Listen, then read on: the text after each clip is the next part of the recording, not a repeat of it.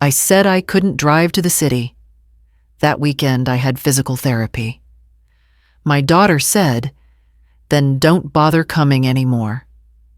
The call came in just as I was folding my softest cardigan, the pale gray one I always wore to physical therapy.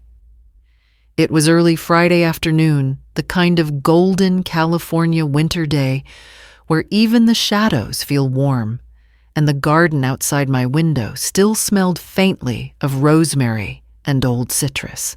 My session was at 9 the next morning.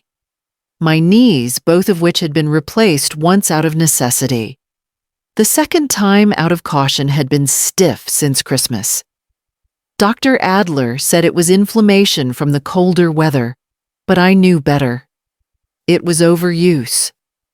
I'd climbed too many stairs at my daughter's new house during the holidays, balancing trays of hors d'oeuvres and a $200 Lego set Sophie needed help unboxing. Vanessa's name lit up on the screen. I stared at it for a moment. She didn't call often. Mostly she texted curt directive, but when she did call, it meant something was expected. I answered on the third ring. "Mom," she said, skipping any greeting, "we need a favor. Can you drive up to the city tomorrow morning, just for the weekend? Sophie's nanny caught the flu, and we have the fundraiser at the Ritz Saturday night.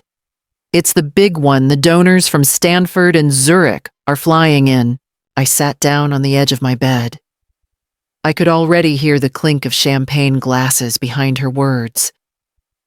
"I can't," I said gently. "I have physical therapy at 9 and my knees have been locking up again. It's not safe for me to drive that long, especially not back to back." "I've told you this." There was a beat of silence.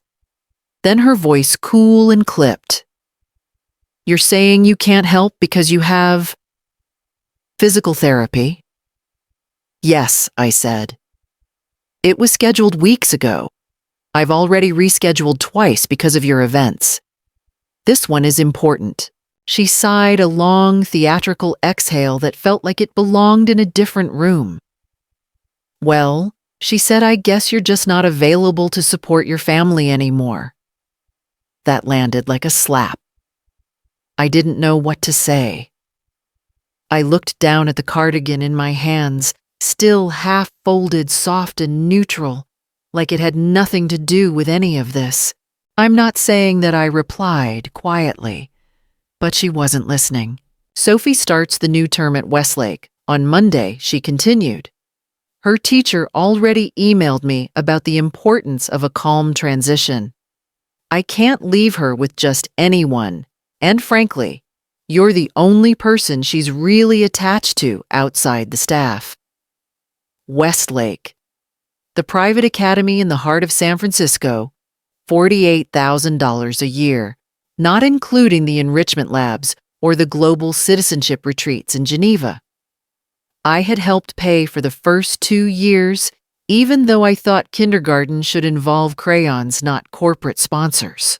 "You could bring her here," I offered, knowing it wasn't what she wanted.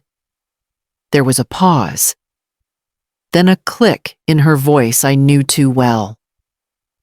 "You know the Cayenne can't make that drive again this week, and I can't be ferrying her back and forth. We have the gala Saturday and the board brunch Sunday." I smiled bitterly. The Cayenne. Not just any car, the Porsche Cayenne top-line hybrid model. A Christmas gift from Nate, her husband, who still had 2 investment condos in escrow and a tendency to float cash between accounts until I stepped in. "I'm sorry, Vanessa," I said again. "I can't do it this weekend." There was silence. "Then okay. I see how it is. I guess it's just not convenient anymore to be a grandmother unless it comes with catered cookies and curated photos." That stung more than I cared to admit. I opened my mouth to remind her of the Montessori tuition I'd covered when Nate's bonuses were delayed of the private violin lessons I'd paid for, when Sophie decided she loved Bach. of the 4-digit donation I'd quietly made in her name at last year's school auction. But I didn't say any of it. I just said, "I'm sorry you feel that way." She hung up. I stared at the phone, willing it to ring again. It didn't. Instead, 10 minutes later, an email arrived. Subject line: Holiday plans update. Body: We've decided to keep the gathering small this year. Just us and a few close friends. Thank you for understanding. No greeting. No name. Just that. 2 minutes after a text: "Don't worry about coming anymore. This just isn't working for us." I read it once. Then again. My hands went cold. It was mid-afternoon and the sunlight was still thick outside, warming the curtains. But I felt like I'd stepped into shadow. She had always been good at delivering final words without flinching. Even as a child, Vanessa had a way of shutting doors so cleanly you could forget they were ever open. But I had never, not once, imagined she'd shut the one between us. I sat there for a long while, still holding the cardigan in my lap, its sleeves folded over each other like hands in quiet prayer. The sun shifted across the room, pulling the light toward the far wall. Outside, the neighbor's dog barked twice, then settled into silence. I thought about calling Iris. But what would I say that my daughter had, what uninvited me from my own family? No. I needed a moment to collect myself. I stood, smoothed the cardigan flat, and placed it gently on the armchair by the window. Then I walked into the kitchen and made tea. I didn't drink it. I just stood there watching the steam curl up into nothing, thinking about all the little ways I'd made myself useful over the years.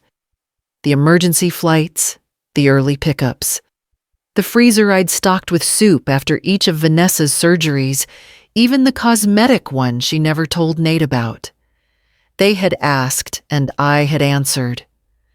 Sometimes with money, sometimes with time, sometimes with the kind of patience you can't put a price on. I thought of the Thanksgiving 3 years ago when the caterer canceled last minute, and I stepped in to make dinner for 14 in a kitchen I didn't know using someone else's knives. Vanessa called me a miracle that day, posted a picture of the table on Instagram with the caption, "Couldn't do it without her." I remembered the smile on her face tilted just enough to show her good side. I also remembered doing all the dishes alone that night while they went outside for drinks by the fire pit. That photo got over 200 likes. I walked to the front hallway and opened the drawer where I kept birthday cards notes from Sophie old invitations. I found one from last year, Sophie's 7th birthday. A glittery paper crown taped to the front, in her handwriting, "Best Grandma in the Galaxy." I ran my fingers along the edge. Then I pulled open the cabinet below and took out a small, nondescript file folder. It was labeled Household. Inside were printouts and statements mostly old. I wasn't one for keeping exhaustive records, but some things I couldn't throw away. Not yet. There was the invoice for the kitchen remodel at their old place, the one I'd helped fund with a temporary loan that never came back. A bank transfer printout $5,000 for the down payment on Sophie's school. A check stub. I'd forgotten I kept emergency dental work for Nate when he cracked a molar skiing in Tahoe. I remembered mailing that one without a second thought. I hadn't looked at these in years, and I wasn't looking now to tally or to resent. I just needed to remember what was real. Because the words in that text, "This just isn't working for us," made me feel like I'd been some sort of subscription service they were ready to cancel. As if kindness had an expiration date. As if my usefulness had a limit I hadn't seen coming. It was just a weekend, I told myself. just a ride I couldn't give. One session I didn't want to cancel again. And yet somehow that single no had erased years of yes. I walked through the house like someone searching for proof they still existed. The photos on the hallway wall. The piano in the corner silent since my husband passed. The faint scent of lemon oil on the dining room table where I still set a place for Sophie when she visited. Everything was still here. Everything except certainty. The silence from Vanessa stretched into the evening. No follow-up, no clarification. I checked my phone twice, then turned it face down and left it there. That night, I didn't sleep. Not from grief, not even from anger. It was something else, like the quiet disorientation that comes after an earthquake. When the shaking stops, but the floor still doesn't feel steady under your feet. At 2 a.m., I got out of bed and stood by the window watching the shadows of the tree branches sweep gently across the front yard. The porch light flickered, once then held steady. I wondered if Sophie had asked where I was, or if she'd simply been told I wasn't coming. I whispered aloud just to test the sound they've drawn the line, and maybe I thought it was time I drew one too. The next morning came without warning. I woke, not to the alarm, not to birdsong, not even to the soft ache in my knees, but to the realization that I didn't need to be anywhere. No one was expecting me. No little shoes by the door. No mug set aside for Sophie's cocoa. Half milk, half hot water, just the way she liked it. I moved through the house like a guest in someone else's life. The kitchen was still clean from yesterday. I hadn't touched a single dish. The paper towel roll sat perfectly upright, a sign that no toast had been made, no jam smeared. I turned on the kettle out of habit, then turned it off. What was the point? The silence wasn't new. I'd lived alone since Richard died. But this was different. This was the kind of silence that presses in like cotton, wadding around the heart. Thick, muffled, airless. I wandered into the den and stood for a while in front of the bookshelf.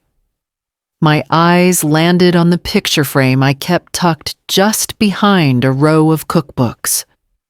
The photo was from a ski trip 5 winters ago, the last time we'd all traveled together. Vanessa, Nate, Sophie, and me.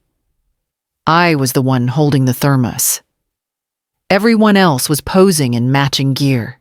They'd stayed at a chalet with a heated driveway. I'd paid for the lift passes.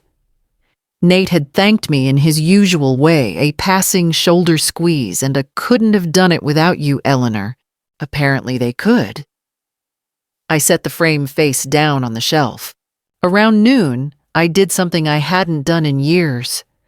I pulled out the accordion folder from the filing cabinet in the hallway, the one labeled simply family. I'd never meant to keep detailed records. I wasn't building a case. I wasn't that kind of mother. But I was raised by a woman who believed that if you don't write things down, they disappear. So I had. Not every little errand or favor. Not the sleepovers or the mornings I drove an hour just to drop off a forgotten lunchbox.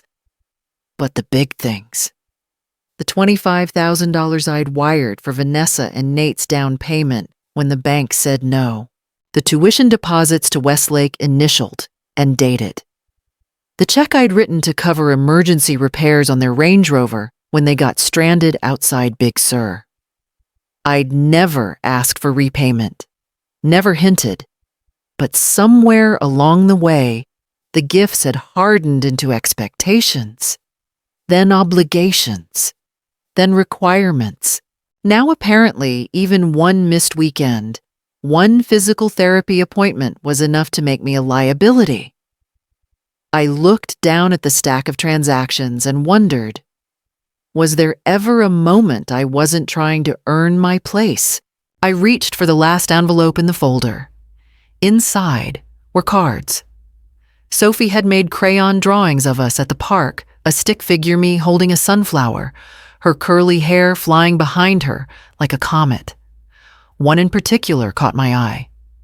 "You are my safest person." Spelled wrong, the letters wobbly, the word safest squeezed into a corner. I ran my thumb across the paper. I had been her safe place, not because I was perfect, but because I was always there. Until I wasn't. I leaned back in the chair, letting the weight of everything settle. I wasn't angry. Not yet. Not really. I was just tired. Tired in the way that settles behind the eyes, in the shoulders, in the ribs. The kind of tired that doesn't need a nap. It needs a reckoning. And maybe I thought that's exactly what I'd been avoiding for years, the reckoning. By late afternoon, I had begun to move again slowly, like thawed sap slipping down the trunk of an old tree. I started in the hallway closet, the one by the front door. It had become a catch all over the years, a museum of things nobody claimed, but nobody dared throw away. Sophie's tiny red rain boots, long outgrown, a tote bag from a Napa vineyard still holding sunscreen, and half a pack of tissues from the last school picnic I attended. A wool scarf Vanessa gave me 5 Christmases ago, still folded in the box price tag discreetly removed, but the Nordstrom label still clinging to the inner seam. I held the scarf for a moment. It was beautiful, soft, pale blue cashmere, but cold in a way no warmth could fix. I set it in the donation pile. By the time the light began to dim, I'd filled 2 bags. Not with anger, not even with sadness. Just clarity. Not everything you hold on to is meant to stay. I made dinner that evening but barely ate. Just a small bowl of soup and 2 crackers. The phone remained silent.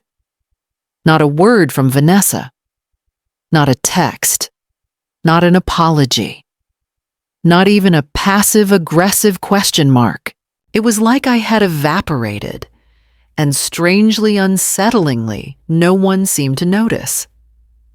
That night, I did something I hadn't done in years.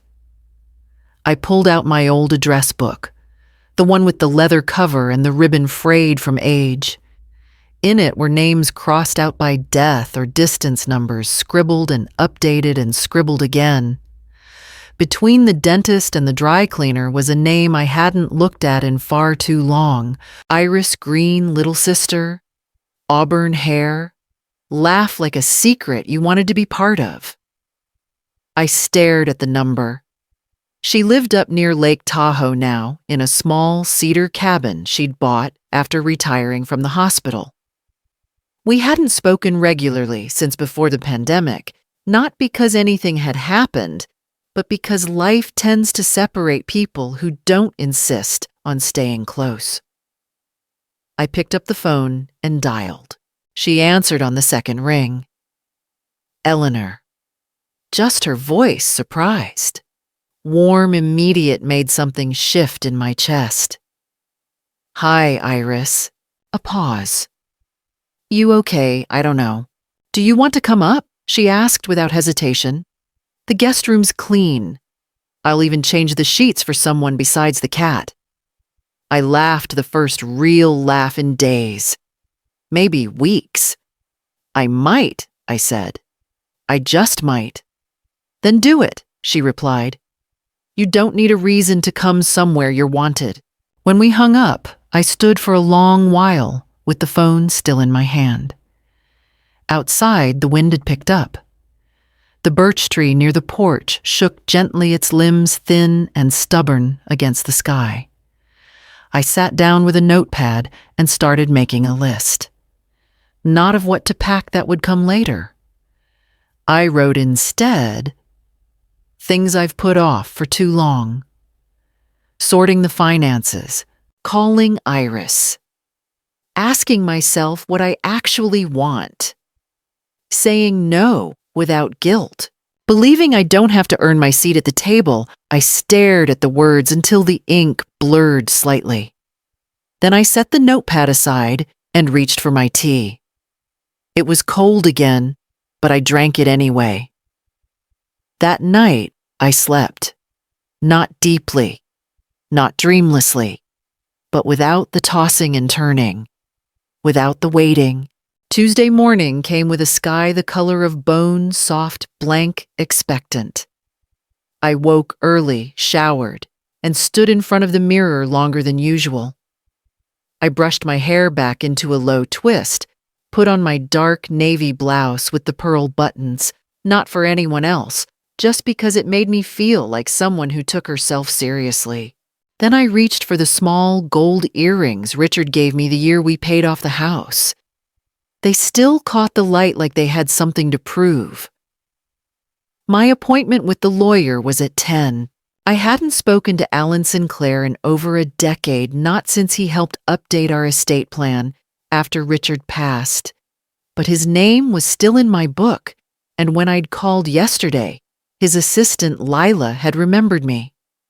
"Come in, Eleanor," she'd said kindly. "He'll be glad to see you, and if you're bringing paperwork, we'll make copies here. No rush." So I brought it all. In a structured leather folder Vanessa once gifted me, embossed with my initials, though she likely never meant for me to carry it into a room like this. Inside were the deed to my home current market value, just over $1.3 million, brokerage account statements, mostly retirement and dividend investments, the life insurance policy Richard and I took out in our 50s, still active, a list of joint accounts that had until last week included a co-signature from Vanessa for convenience, and a final envelope sealed labeled "For Sophie, if I don't get to say it in person."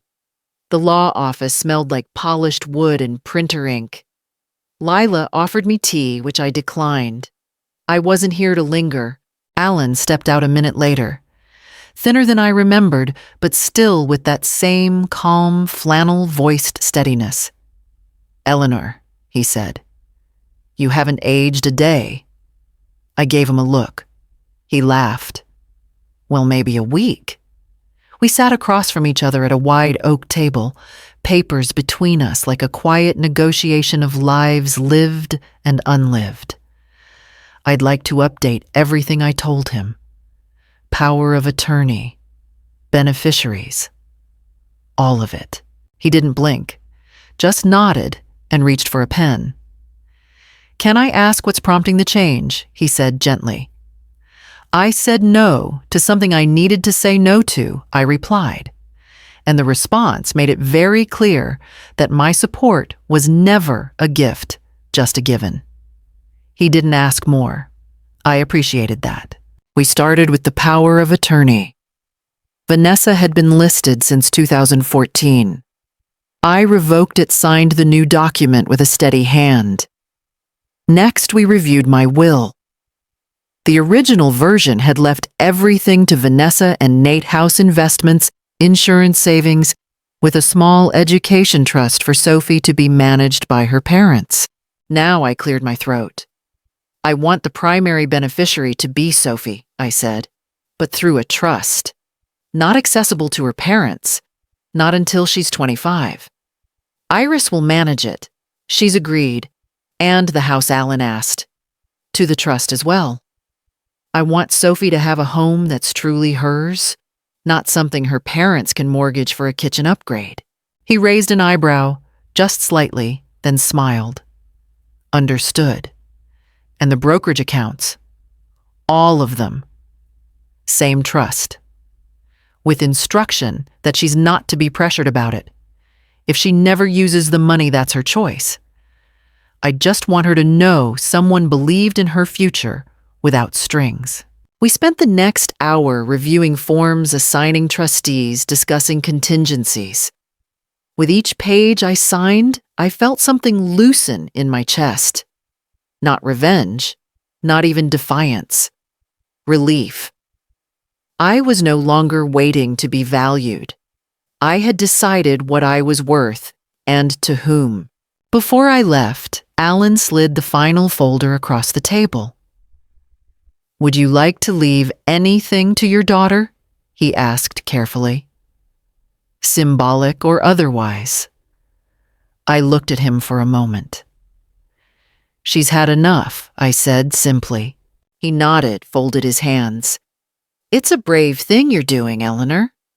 I shook my head. "It's just overdue." Outside, the cold had deepened. I wrapped my scarf tight around my neck and took the long way back to the car. No one would know yet. The documents still needed filing. Notifications still needed to be sent. But something in the world had changed. Quietly, precisely. And this time, it was mine. That afternoon, after a quick sandwich and a moment to collect myself, I drove to the bank. It was the same branch I'd been visiting for over 20 years, the one near the post office, with the slowest parking lot in all of Sacramento. I wore my good coat, a dark camel wool blend I used to save for church and weddings and dinners, where you hoped someone would still notice you. It still fit, though the buttons tugged a little when I exhaled too hard. The receptionist greeted me with a smile that didn't quite reach her eyes. "I have an appointment with Mr. Patel," I said. She nodded, clicked a few keys, then gestured to the waiting area.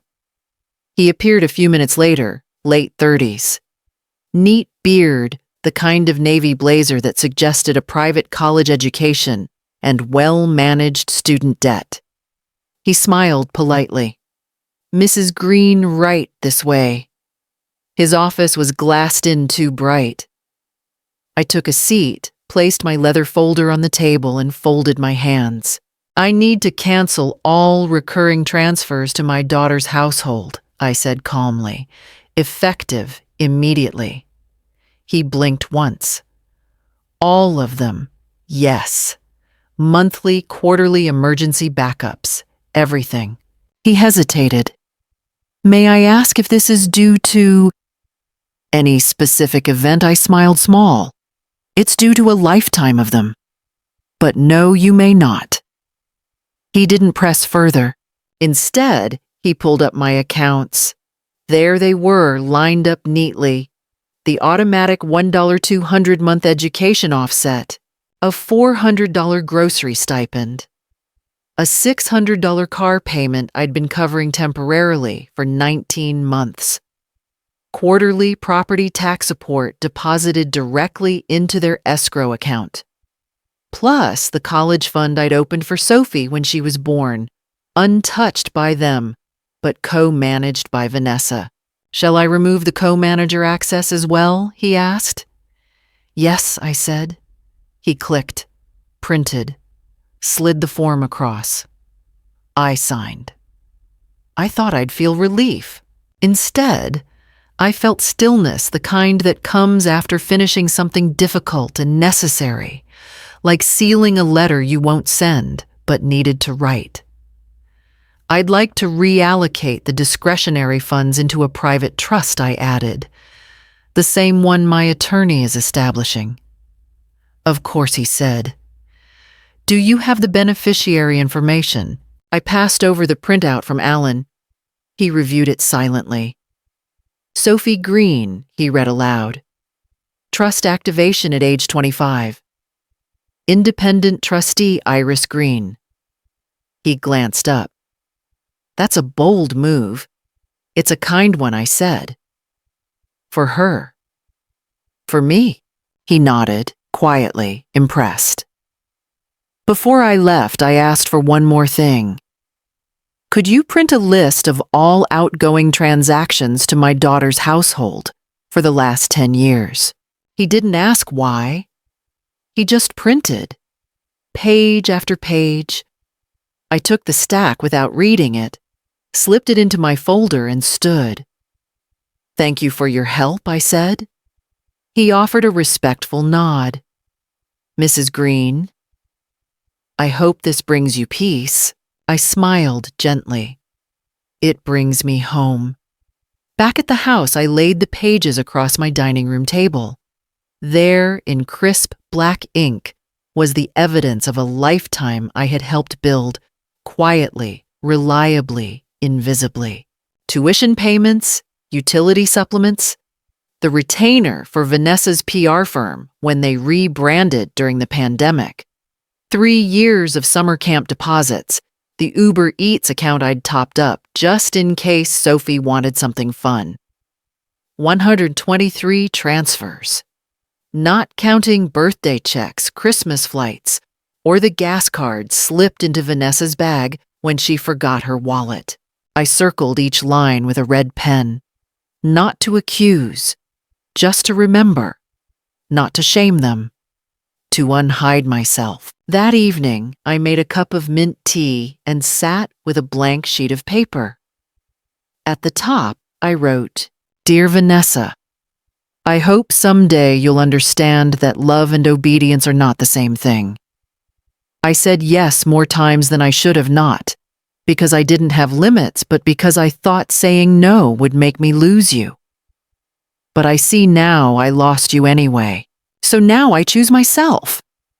I signed it, folded it, and slipped it into the same folder as the documents. Not to send, just to know it existed. A record of the moment I stopped auditioning for a role I had already fulfilled. I didn't pack in a hurry. There was no rush, no dramatic escape. Just a quiet decision made while the kettle hissed and the rosemary bush outside shook gently in the early spring breeze. I packed only what I needed: 2 warm sweaters, a pair of walking shoes, my notebooks, and the soft lavender scarf Iris gave me after Richard's funeral, the only gift I've ever worn simply because it felt like a hug. The rest I left behind, folded neatly in drawers and closets. The house didn't feel abandoned. It felt paused, like a song mid-verse, waiting for the breath that would carry it forward again.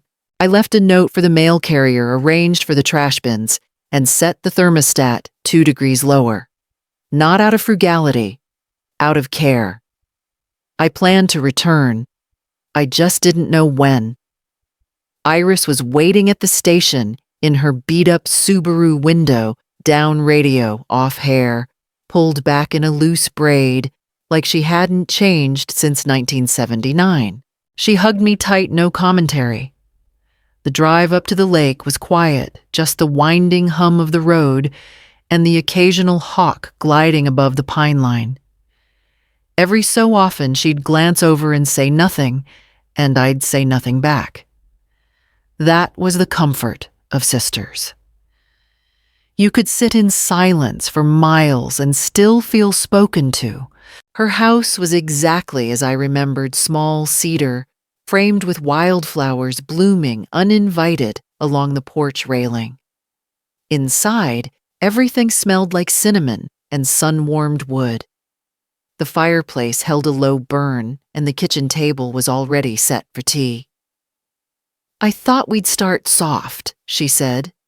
"Chamomile, then cobbler. You can rage at the universe tomorrow."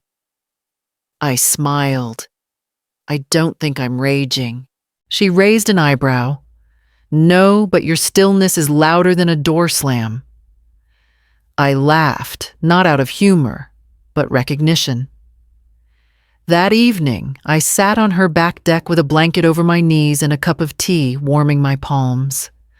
The lake shimmered below us, not like the ocean, chaotic and endless, but steady, held. Like a secret too big to speak aloud.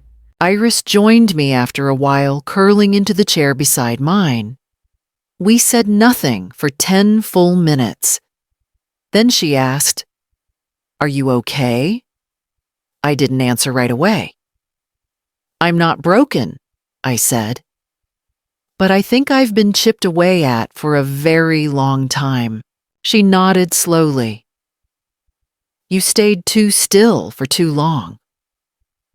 We watched the stars blink into place. I told her everything, not just about the recent weeks, but the years that led up to them. The slow erosion, the polite dismissals, the conditional affections, the first time Vanessa snapped at me in front of Sophie, the guilt trips disguised as gratitude, the way I'd started measuring my value in babysitting hours and tuition payments, and the way I disappeared the moment I said no.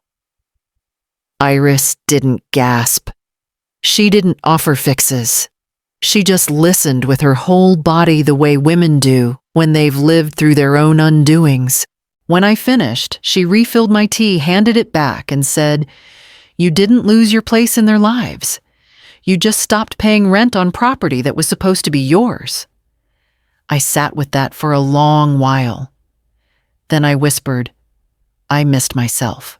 The days settled into a rhythm I hadn't known I needed. Iris brewed coffee at 6. I woke at 7. We took turns feeding the neighbor's cat, who had decided our porch was more welcoming than his own. I walked every morning a mile or two by the lake, sometimes further. At first, my knees protested, but over time they began to move with a new kind of memory, not of stairs climbed for someone else, but of steps taken just for me. I reread old books. I clipped herbs in the afternoon sun. I listened to music out loud, not through headphones, and when Joni Mitchell's voice came through the speakers one morning, I cried. Not from pain, but from something softer. A kind of meeting between who I had been and who I might still become. One Thursday, Iris brought home a flyer from the general store. Volunteers needed for weekend story hour, it read. Lakewood Public Library. Ages 4 to 9. She held it out like a dare. "You always said books raised you." "They did," I said. "But I haven't read out loud in years. You used to do all the voices." I smiled.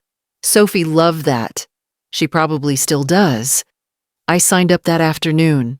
The library was small, wood-paneled, and smelled of ink and lemon polish. The children were loud and soft and scattered like sunshine caught in a net. Some leaned in, some wandered off. Halfway through, one fell asleep on the carpet mid-dragon tail. It didn't matter. I was there. I was reading. And for the first time in a long while, my voice belonged in the room. Afterward, the librarian, a kind-eyed woman named Marjorie, pressed a paper cup of tea into my hands and said, "You should come every week. You have what I call safe hands." Safe hands, I laughed. She nodded. Some people just do. You can feel it. The kids know. I walked home that evening and wrote it down in my journal. March 16th. Someone said I have safe hands. I think I finally believe her. It was the following Wednesday when the letter came. Not a text, not an email. A letter folded, hand-addressed with a forever stamp, crooked in the corner. My name, in Sophie's handwriting. I stood at the mailbox for a full minute before opening it. Inside was a drawing me and her, sitting under a tree, both of us smiling, our hands full of books. The sun was out, and our hair was blowing sideways. She had drawn a heart between us, bright red. On the back, just 4 words, "I found you, Grandma." That night, I sat by the fireplace, the letter in my lap. The house quiet, but not lonely. I hadn't asked for her to come. I hadn't sent for her. She had reached across the distance on her own, because something inside her knew where love lived, knew where it still stood, even when the front door had been closed from the other side. I pressed the letter to my chest, not to hold on, just to feel the weight of it. I didn't cry. I just said aloud into the soft hush of the room, "I'm here." And this time, I meant it. I returned home in early April. Not because anyone asked me to. Not because there was a birthday or a holiday or an apology tucked inside a forwarded message. I returned because the daffodils I planted in the side garden bloom best the first week of April. Because the mail needed sorting. Because it was my house. And because I missed my bathtub, the deep porcelain one with the brass claw feet that Richard installed the year Sophie was born. For long soaks, he said. You'll need them. He was right. The house greeted me quietly. No dramatics, just the faint scent of cedar from the closet sachets and the soft whoosh of the fridge cycling into silence. I stood in the doorway for a long moment, keys still in my hand, before saying out loud, "I'm back." No one answered, and that was fine. I unpacked slowly, not just my bag, but myself. Books went back on the shelf. Shoes under the bench. My scarf over the chair. I moved through each room not as a guest, not as a mother waiting to be needed, but as a woman reclaiming the air she used to hold in too tightly. The fridge was mostly empty except for a few expired yogurts and a bottle of white wine I didn't remember buying. I threw out the yogurt, kept the wine. I made a list of groceries I wanted, not needed, wanted, and walked to the corner market the next morning, humming quietly to myself. The cashier smiled at me like I belonged. That afternoon, I sat at my kitchen table, the one I'd cleaned more times than I could count, the one that had held birthday cakes and college brochures, and once a Lego village I wasn't allowed to dismantle for 3 full weeks. And I opened my laptop. There was an email waiting. Subject line, checking in, from Vanessa. I stared at it for a long time before clicking. Mom, I heard from Sophie that you're okay. She said she sent you a letter. I didn't know she had your address. We weren't aware you had left Sacramento. I think we all need to talk. This has gone on long enough. Maybe we can reset. Let me know when you're ready to come over. Vanessa, no apology, no recognition, no real question, just a summons. I closed the laptop. I wasn't angry. I wasn't even surprised. I just felt done. Not with her. With the version of me who would have replied instantly, full of careful wording and conciliatory tones. The version who would have said, "Of course, sweetheart. I'll bring cookies." Instead, I wrote one sentence on a notepad. I no longer negotiate my place in this family. And I underlined it. Twice. Then I turned off the computer, made tea, and went to water the daffodils. They were blooming wildly bright and open, unapologetic, in the way only flowers and very old women know how to be. 3 days later, she appeared. No warning, no call. Just the sound of a bicycle brake squeaking against the curb, then a quiet knock at the door. Sophie. 14 now, maybe almost 15. Taller than I remembered. Her hair and a messy ponytail, cheeks flushed from the ride. She had that look, the one she always got when she wasn't sure if she was welcome. I opened the door before she could knock again. "Hi, Grandma," she said, eyes wide but steady. "I hoped you'd come," I said. She stepped inside like she remembered the rhythm of the floor. Like the carpet hadn't changed and the old grandfather clock still made her nervous. She stood in the entryway a moment, unsure of her place. "You're exactly the same," she said. "And you're not." I smiled. "But that's a good thing. I made cocoa.